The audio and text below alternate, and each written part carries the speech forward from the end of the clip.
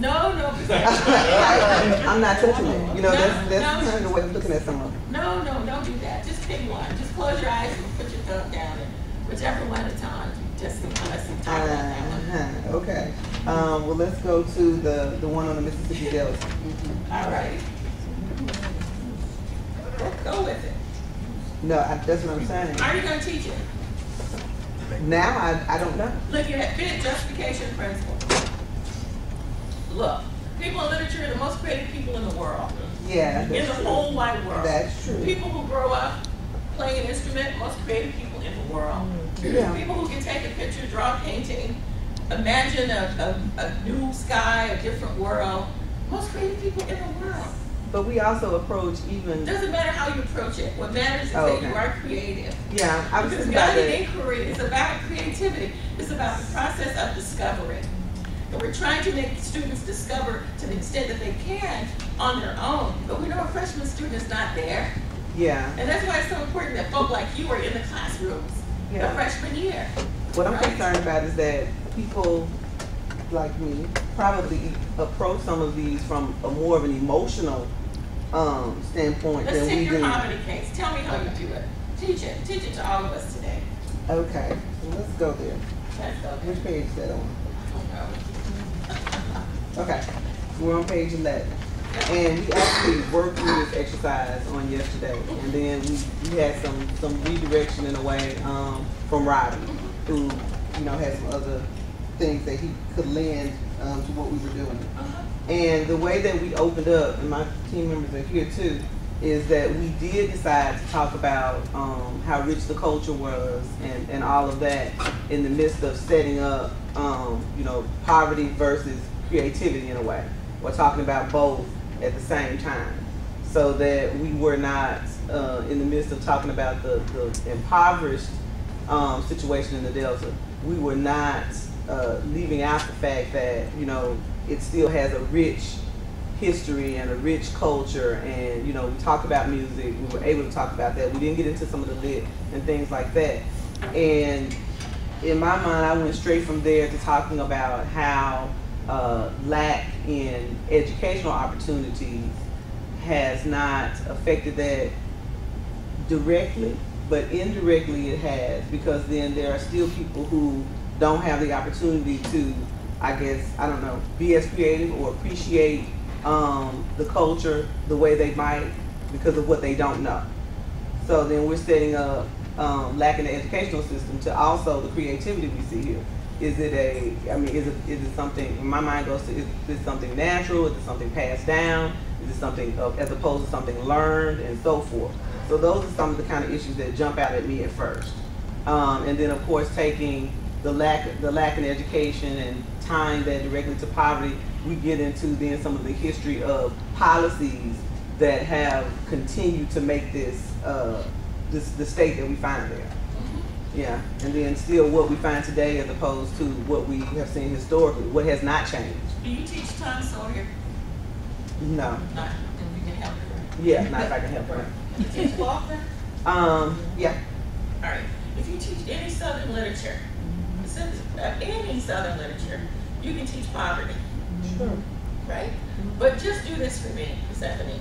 Let's imagine that we're walking down 49 and we just entered Indianola, Mississippi. What do you see that's teachable? When I get to Indianola, I guess the first thing that I see are some of the markers that are out. What do they say? Indianola Academy is the first marker. Yeah, Indianola Academy. What teaching moment is that? Why is the academy there? Why was it developed? Of course, it was developed because of the whole desegregation of all of that, and then. But as a person in literature. Oh, as a person in literature. What do you see? What does that marker tell you as a person in literature?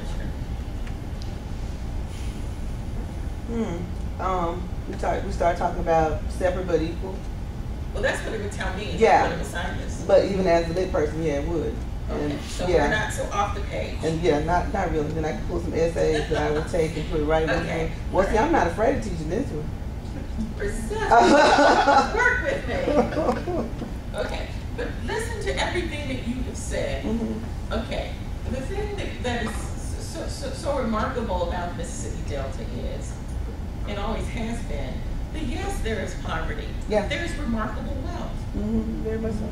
So there was always privilege, and there was always disadvantage, right? Yeah. And so how do you teach that as a person in literature? What concepts do you use to teach privilege and disadvantage? Tell me what you do. For all your students this morning, we want you to teach us about privilege and disadvantage. And you're on the main street in Indianola, Mississippi. Good morning, Ms. McDaniel. With my students. With my students. We are your students. We are your students. Teach us. Probably the first thing that I would have done before we even had gotten there is that we probably pulled up an essay by Gloria Naylor. Okay. The title of it? That she wrote in like 83, 84. Title? Mama, what does nigger mean? Okay. And we started Very looking. provocative. Yeah, and we started looking at the different definitions and the different contexts and that kind of thing, and we kind of pulled that up and we start kind of talking about that. And we also are talking about some of the connotations of the word as opposed to how they directly connect to economic situations, to political connotations, because she goes through all of that. She also talks about gets into education in the school system and all of that. Tell us, okay, so we're not your students anymore. Now we're your peers again. Okay. So what you said to me is that, okay, language, the ways in which we provide dignity or deny it to others,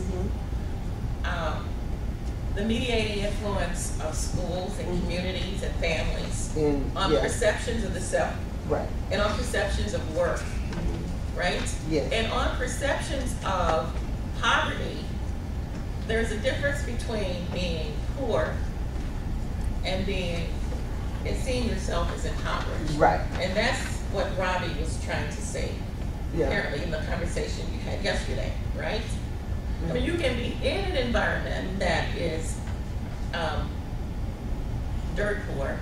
You can live in a shanty without plumbing, without AC. You do that a lot in New England too. No ACs.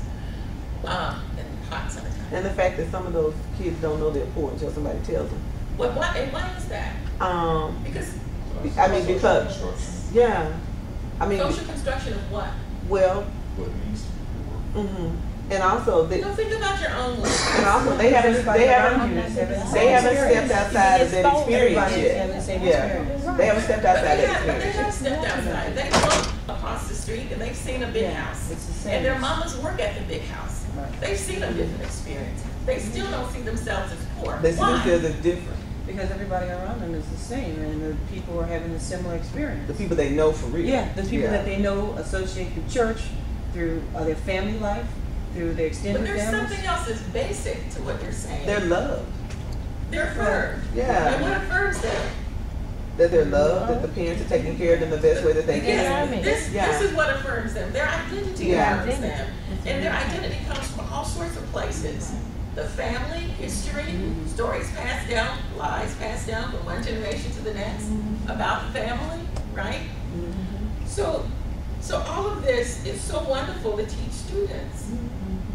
And fiction, it seems to me, is a great place for all of this stuff to be taught. It's just a wonderful mecca of resources for a person who wants to teach this subject in a very creative way.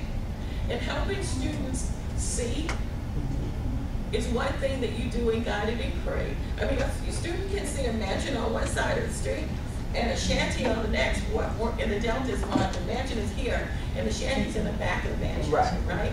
But what are students really seeing? What are they processing? Sometimes they don't. They're not really processing see that at all. anything. Yeah. Sometimes they don't see it at all. If there is no grounding, right? Yeah. I got to sit down there.